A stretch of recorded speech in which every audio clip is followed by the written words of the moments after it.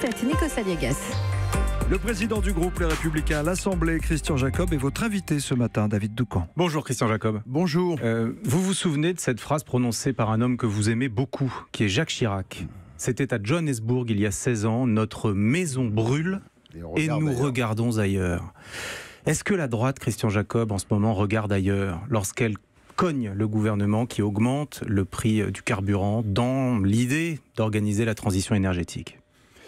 Le débat, c'est pas de cogner. Le sujet, c'est que des engagements ont été pris au moment de l'élection présidentielle, de faire des réformes de structure, de redonner du pouvoir d'achat. C'est exactement le contraire qui se passe. Emmanuel Macron n'a jamais promis de redonner du pouvoir d'achat. Non, aucune réforme. Il a promis de faire en sorte que le travail paierait mieux. Oui, c'est une distinction. Vous n'avez pas le pouvoir d'achat de tout le monde. Vous allez expliquer la différence entre avoir plus d'argent à la fin du mois et augmenter le pouvoir d'achat. La réalité, c'est que c'est précisément le contraire qui est en train de se passer aujourd'hui. Je comparais hier les prix des carburants, pour prendre cet exemple. Entre le mois d'octobre 2017 et le mois d'octobre 2018, aujourd'hui, vous savez de combien augmentaient les carburants ? De 30 centimes. Et cela avant les taxes supplémentaires qui vont encore arriver au 1er janvier prochain, à la fois sur le gasoil, à la fois sur l'essence. Et sur toute la durée du quinquennat. C'est prévu, le gouvernement assume, ils vous répondent, ils vous disent, bah oui, nous sommes dans la marque. Ils disent, c'est pour l'environnement. Non, mais tout ça, c'est une mesure d'écologie. Mais attendez, tout ça, c'est du baratin. C'est pour ça que je vous rappelais la phrase de Jacques Chirac.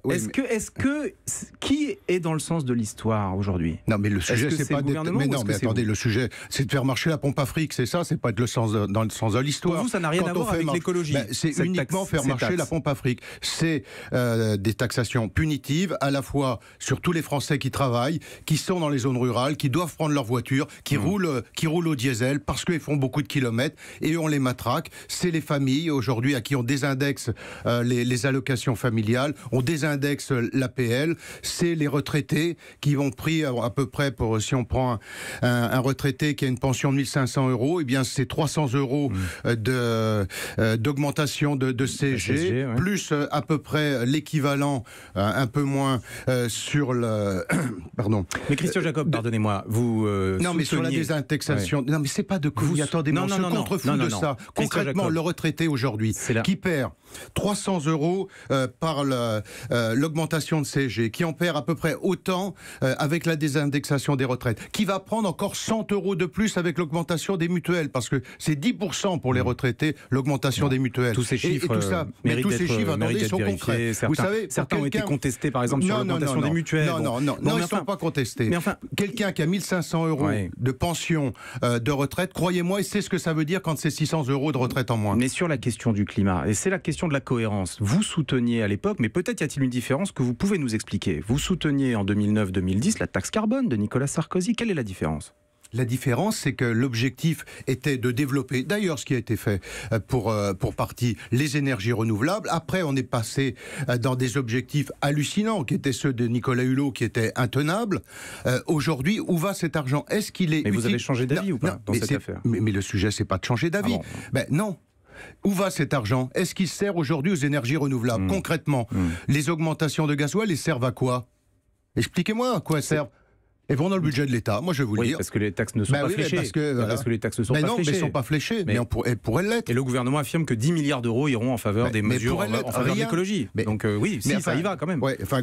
Mais vous savez que quand vous devez aller prendre votre voiture tous les jours pour aller travailler et vous avez ce niveau de taxation, croyez-moi que la préoccupation c'est celle-là. On avance, on va passer à un autre sujet. Juste pour savoir, il y a une manifestation qui se prépare le 17 novembre. Des automobilistes, vous appelez à y participer ? Non, c'est pas ma responsabilité. De sujet. On va parler de Jean-Michel Blanquer, le ministre de l'Éducation nationale, lorsqu'il dit qu'il veut rétablir l'ordre.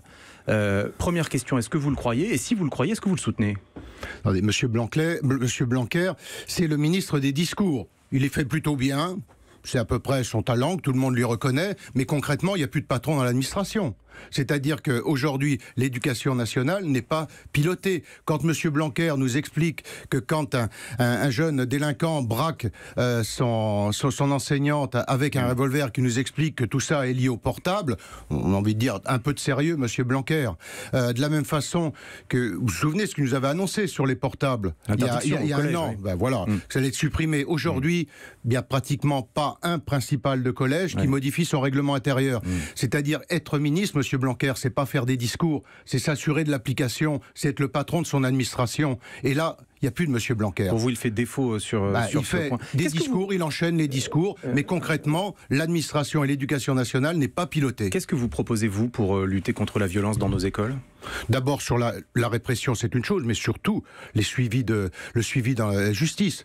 Vous savez, quand vous interrogez... L'application des peines, quoi, en quelque sorte. Quand vous interrogez les policiers ou les gendarmes en zone rurale, leur première réaction, c'est celle-là, c'est de dire, écoutez, on les interpelle, le lendemain, on les croise à nouveau dans la rue, ils sont parfois rentrés plus vite que nous chez eux, et le sujet est vraiment celui-là. Et donc, d'accepter à la fois d'aller beaucoup plus loin dans ce domaine, mais également aussi que les enseignants se sentent protégés par leur hiérarchie. Et c'est ça le vrai reproche qu'on peut faire à M. Blanquer, c'est qu'au-delà des discours, rien n'a changé dans ce domaine depuis 18 mois. Précisons qu'il demande justement à la hiérarchie désormais d'entendre les remarques et les précisions de leurs professeurs. C'est gentil qu'ils s'en préoccupent aujourd'hui. Sur le dossier Ascoval, l'aciérie dans le nord de la France qui est menacée de fermeture, c'est 281 emplois menacés. Est-ce que, à vos yeux, Christian Jacob, le président de la République est à la hauteur sur ce dossier ? Ce que l'on peut constater, c'est quand il était ministre de l'économie, il avait choisi, il a fait le choix non pas d'un projet industriel, mais d'investisseurs qui n'avaient pas de projet industriel. Et aujourd'hui, on est un peu dans la situation du pompier pyromane. Pour vous, il est personnellement responsable de cette situation ? Il était responsable au moment où il a fait le choix, non pas du projet industriel, mais de fonds qui sont intervenus sans projet industriel, et on voit bien que le réveil est douloureux 2 ans après, avec les promesses qui étaient celles de M. Macron, c'est-à-dire de dire aucun site ne fermera, aucun départ volontaire, et aujourd'hui, je veux dire que aujourd'hui, moi je ne doute pas de la volonté de sortir de cette situation, parce que tout le monde mesure bien les enjeux qu'il y a en termes d'emploi. Mais d'abord, il y a 2 ans, très mauvais choix du ministre de l'économie. Il faut maintenant rebattre les cartes, mais on a besoin de les rebattre avec un vrai projet industriel. Sinon, ça ne tiendra pas dans la durée. Parlons un peu de votre famille politique. Vous avez remarqué qu'Alain Juppé était de retour dans les médias. Il s'exprime beaucoup en ce moment. Hier soir, il a déclaré... Vous n'avez pas remarqué ? Vous suivez moins bien qu'avant. Alors, Alain Juppé a déclaré hier soir que, au sujet de son parti, qu'il a fondé, cofondé en 2002, ce n'est pas en courant, a-t-il dit, après l'extrême droite, qu'on arrive à quoi que ce soit. Regardez ce qui est arrivé à la CSU en Bavière. Ça a profité aux Verts en Bavière. Alors, qu'est-ce que vous répondez à cela ? Moi, j'entends Alain Juppé, j'ai le plus grand respect pour lui, pour ce qu'il a été. On a été confronté aux Français il y a 18 mois.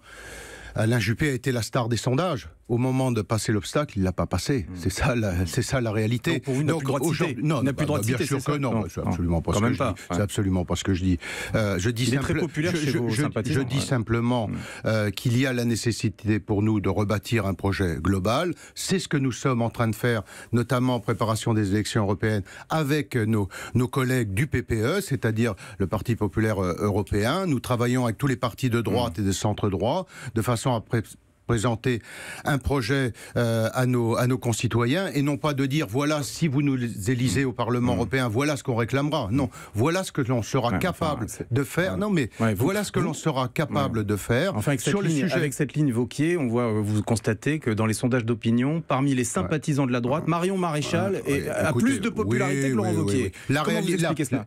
Ce que je vais vous expliquer, c'est que la réalité, on n'est peut-être pas bon dans les sondages, mais on est bon dans les élections. C'est qu'aujourd'hui, les élections partielles, c'est pas En Marche qui les gagne, ils les perdent tous les unes après les autres, c'est nous qui les gagnons. Donc rendez-vous en mai. C'est la réalité. Rendez-vous en mai pour les européennes. Rendez-vous en mai pour les européennes, et avec la nécessité de rebattre encore une fois complètement les cartes et de faire ce travail de fond. Okay. Si les recettes du passé marchaient, on le saurait, Alain Juppé serait président de la République aujourd'hui. Il était annoncé vainqueur pendant 2 ans dans les sondages. Merci Christian Jacob d'avoir été notre invité ce matin sur Europe 1. David Doucan pour l'interview politique de la matinale. Tous les jours à 8h15, vous recevez qui demain, David ? La patronne du Rassemblement national, Marine Le Pen.